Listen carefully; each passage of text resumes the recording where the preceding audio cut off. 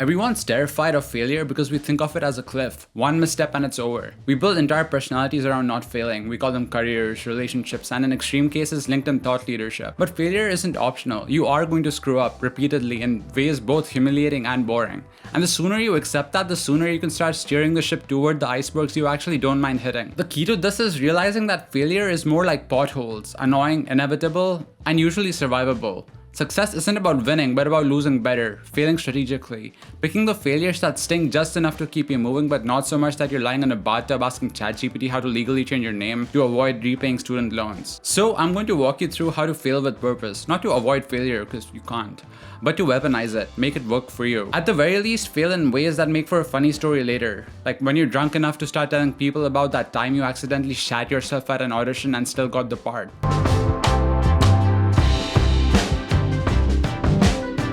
In data science, we use a loss function to measure how wrong a model is. Life has one too. It's just never made explicit. Most people are using someone else's loss function and they don't even know it. Their parents, their companies, or that weirdly hot ex who told them they'd never make it in the real world and then immediately proceeded to make out with them. Like Yoru from Chainsaw Man. She's so hot. Strategic failure begins by rewriting that loss function. We spend our lives minimizing embarrassment, maximizing external approval, and avoiding discomfort at all costs. Congratulations, you've optimized for nothing. You're the human equivalent of a self-checkout machine that never rounds up groceries right but gets congratulated for efficiency and has the gall to ask for a 28% tip. God, I hate living in North America. The better question is what failures actually matter to you. Failing at your friend's trivia night? That's okay.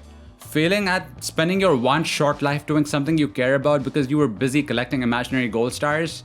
Not fine. The sad thing is that most of what we call success is just failure people agreed to pretend didn't happen. CEOs with 4 failed startups. Comedians who bombed for 10 years before anyone laughed. The people who made Crocs a $6 billion company.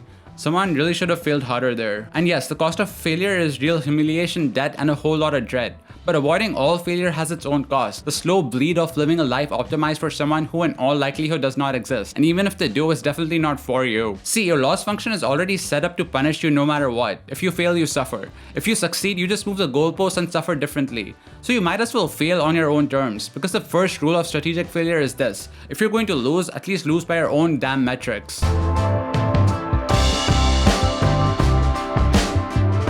You know that saying, go big or go home?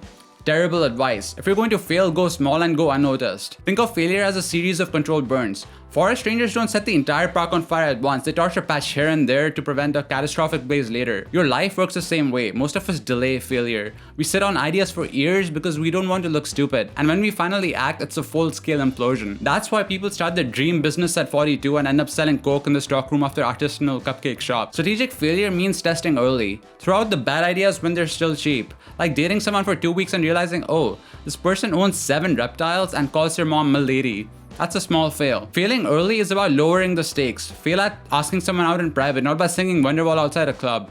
I've actually seen that happen. Jesus Christ. It's not about cowardice, it's about risk management. And fail where the witnesses don't care. The internet has tricked us into thinking that everything we do is a performance. It isn't. Most people aren't watching you, they're too busy refreshing their own feeds and wondering if their noses look weird in selfies.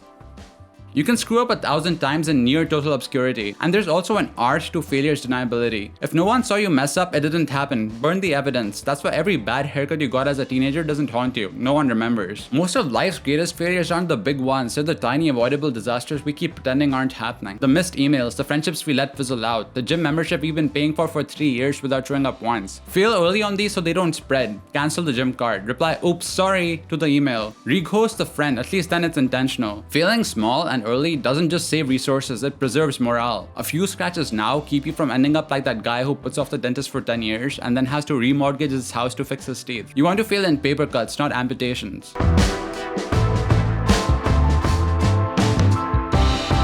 If you're competent at everything, you will drown. Because competence is a trap. Every time you prove that you can do something, you're signing up to do it forever. Selective incompetence is the practice of strategically being bad at things you don't want to be responsible for. Forget how to use the office printer, make coffee so wild people stop asking. Show up late enough to accidentally miss the worst parts of every meeting, the small talk. And when somebody inevitably asks you to take on more work, respond with a classic, oh, you really don't want me doing that, trust me. That isn't laziness, it's resource allocation. You have finite attention and energy. Every task you take on is one that you're not spending on things you actually care about, or at least the things you don't actively hate. So fail at the right stuff. People will quietly stop giving you things that you suck at. Woohoo! You just engineered freedom. There's also a psychological benefit. The more you cultivate selective incompetence, the less of your identity gets wrapped in being useful.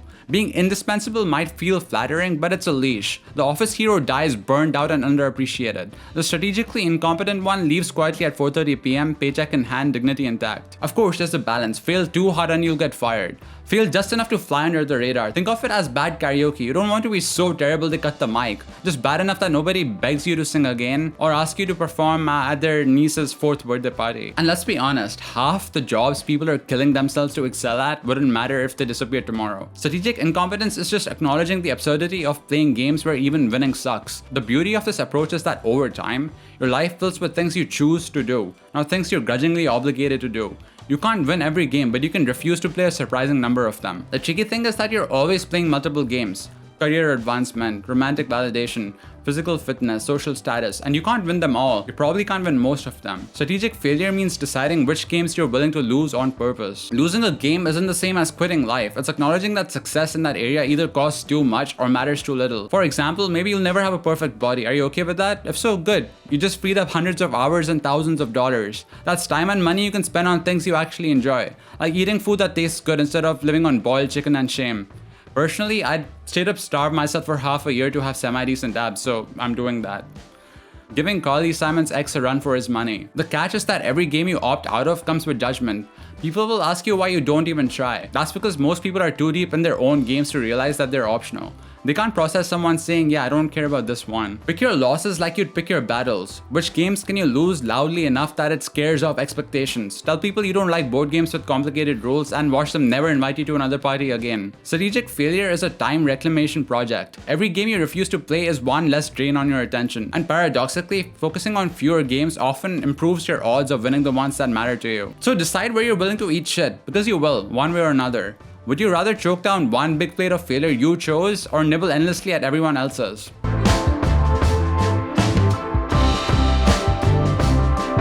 Failure is brutal, but it's also clarifying. Every failure peels away a layer of expectation, yours or someone else's, and leaves you a little closer to what you actually want. Strategic failure uses this filtering effect on purpose. Fail at enough things and patterns emerge. You'll notice the failures that genuinely hurt versus the ones that only stung because of your ego. Maybe bombing a job interview barely registers, but letting down a close friend eats at you for weeks. That's your filter at work. The process is uncomfortable because it requires tolerating short-term pain for long-term gain.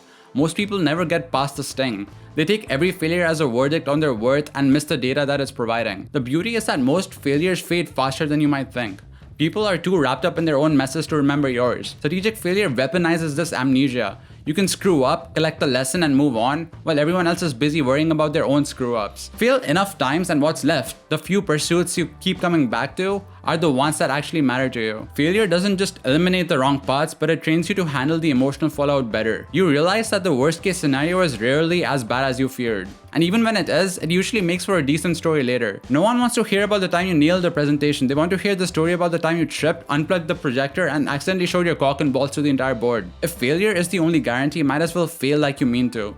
And when somebody asks you why you dropped the ball, just smile and say, yeah, that one was on purpose.